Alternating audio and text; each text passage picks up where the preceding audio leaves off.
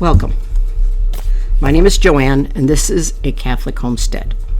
I've been continuing with my Lenten journey today in the Word Among Us, and wanted to share some thoughts on today's passages as I'm continuing on this journey this Lenten season. So today's journey begins with a passage from Deuteronomy chapter 30, verses 15 through 20.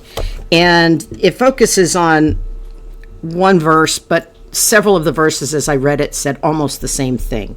I have set before you life and death. So many of God's choices are just that. We can choose to obey, or we can choose to not obey. All right. If you choose to obey, that's the way towards life. And if you choose to disobey, that is going to lead toward death and sin. So what I really enjoyed reading this, and then it brought up several things that I'd like to share with you about my views on this. And again, I'm just a high school teacher. This is just my thoughts on this. So let me take a moment and read through the passage and then talk about what I got out of it, okay? Again, this is from the Word Among Us, praying with Jesus this Lent. Okay, so what do you think the main road in your town would look like if no one obeyed the traffic laws? Some cars might get through town unscathed, but many others would not. And neither would the people in those cars. It's vital that we all know and follow the rules of the road, because few drivers can survive by ignoring them. I do come in contact with many of those kinds of drivers. That I take a route to my school that does not put me in with some of those drivers who just don't want to follow the rules of the road as much as I can. The same goes for our relationship with God. Speaking through Moses, which Deuteronomy is part of the Torah, the Pentateuch. Speaking through Moses, the Lord gave the Israelites the rules of the road, the Ten Commandments and the various other laws found in Leviticus and Deuteronomy, that they needed to follow if they wanted to thrive in the Promised Land. He didn't guarantee that they will be free from all troubles if they followed the demands of the covenant. But he did promise that they would avoid a lot of unnecessary suffering. Think about the traffic rules you have to follow every time you drive. Some of them probably rub you the wrong way, but you know that they are there to protect you and everyone else. Okay. Some of God's rules might have felt that way to the Israelites, too. But if they could hold fast to the commands to love the Lord and love one another, they would experience the life that Moses promised and would grow and flourish. Their obedience would help them preserve the unity and blessings they were beginning to enjoy as God's chosen people. So the next time one of God's commands seems to be standing in the way of your happiness, ask yourself, how does this command, as challenging as it may be, truly bring about the life that God has promised me? You can also flip the switch and you can also ask, what kind of death will I experience as a result of this sin? Think about not just the short-term, but also the long-term consequences of each action. The more you evaluate your options this way, the more clearly you'll see that it is sin and not God's rules that imprison us. The more you'll see that following the Lord is the best way to live in peace and enjoy the salvation Jesus has won for you. Every day we have countless opportunities to choose life or to choose death. Let's choose life. That is so true. So many things we have the ability to choose to do the right thing or not the right thing. We are faced with these choices constantly. And, I totally get the image of what happens when people choose not to follow the traffic laws. I have seen accidents that, took the lives of young people, or older people that I knew, because somebody didn't follow the rules of the road.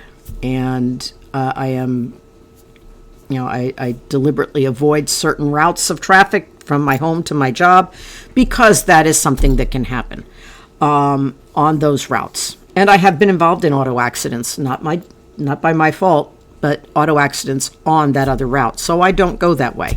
And it's much more peaceful, much calmer. I arrive much less stressed when I get there to my job. So I find that that's always the better option. I try and avoid taking routes that I know are just going to cause me a lot of stress. I also see a lot of this in my work, unfortunately. You know, we there are things that we just, they inconvenience us, that we don't think that, you know, they force us to make a change. They want us to do something different, and it's not necessarily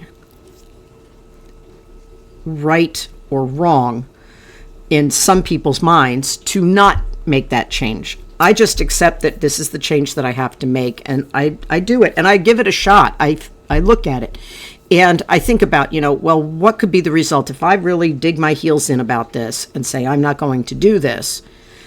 Am I really following what the Lord wants? Am I really following what I need to be doing as an educator when I deliberately go against what they ask me to do? Now, if I have a justification that is valid, I don't have a problem bringing that up. But as a general rule, it's just wiser to just not get involved in that kind of an argument. Unfortunately, many of my colleagues don't see it that way, and then I have to try and disengage from it because I don't want to fall into the I'm smarter than you thing, which I may or may not be. Maybe they have a reason why it doesn't work. But I fall into that risk of being prideful in my knowledge, which is not, you know, I don't want to be prideful. Okay, that's a sin. I tend to have, you know, and I want to try and avoid that with my colleagues. But, you know, if we take time to step back and think about what will happen if I do this, and I'm pretty sure this is not following the church's teaching, the Lord's leading, or whatever. What will happen? What can happen?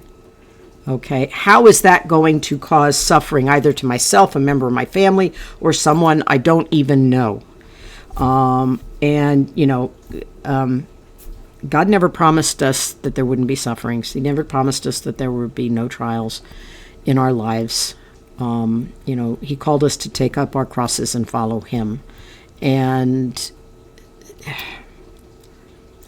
I've been involved in some churches to whom that is their thinking. If you believe, everything will be wonderful. You know, but again, going back to what I read yesterday about how, you know, it's all about being seen doing that, and, you know, they get their reward. So for me, I do what the Lord asks of me. I do what my bosses ask of me. I have a very firm belief in what our Lord said, give unto Caesar that which is Caesar's. So at my job, I do what I'm required to do. I limit sharing my faith because I am in a public school, and that is not allowed, except with people that I trust to understand what I'm doing, or who ask me direct questions. Then I share, but I don't go out beyond what is prudent. And I stay true to my faith, and by not giving into that concern. Okay, so that's where we are today. Come back again tomorrow. Again, if you like, you know, if you found this interesting or useful, or thought-provoking, I always like that one, or thought-provoking, please subscribe, like, share, hit all the buttons. You know how that works. And have a great day. All right. See you again tomorrow for my next Lenten reflection. God bless. Godspeed.